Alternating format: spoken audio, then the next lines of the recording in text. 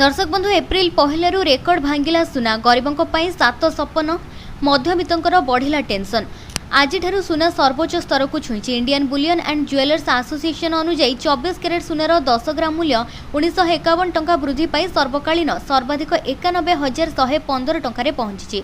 पूर्वर यह 99,164 टंका रही। तेज आज रूपार दरदाम ह्रास पाई। तेज चलतु जाणीना संपूर्ण अपडेट कौन रही आमर यह वीडियो माध्यम। तेज पूर्व आमर यह वीडियोटी को लाइक करूँ, चैनल को सब्सक्राइब करी ऑल नोटिफिकेशन को सिलेक्ट कर रखु, जहाँफल प्रत्येक लाटेस्ट अपडेट सर्वप्रथमे देखिपारे। तेज दर्शक बंधु 1 किलो रूपार मूल्य वर्तमान 1251 टंका ह्रास पाई 69,641 टंकार पहुंची।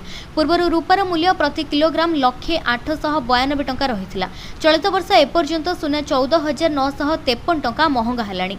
चलित वर्ष आरंभ जानुआरी 1 तारिख एपर्यंत 24 कैरेट सुनार 10 ग्राम मूल्य 76,162 टंका 14,953 टंका को वृद्धि पाई 91,115 टंका होइछि।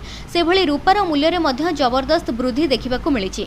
रूपा किलोग्राम पिछा 86,017 टंका 13,624 टंका को वृद्धि पाई 69,641 टंका होइछि। गत वर्ष 2024 रे सुना 12,810 टंका महंगा होइथिला।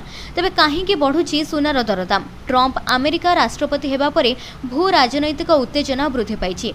डॉलर तुलन में टंका दुर्बल हेबा जुगु सुना महंगा हेउछि। स्टॉक बाजार रे बढ़ुथिबा अस्थिरता जुगु लोकमाने सुनारे निवेश वृद्धि करुछन्ति। वृद्धि पाउथिबा मुद्रास्फीति मध्य सुनार मूल्य को समर्थन करुछे।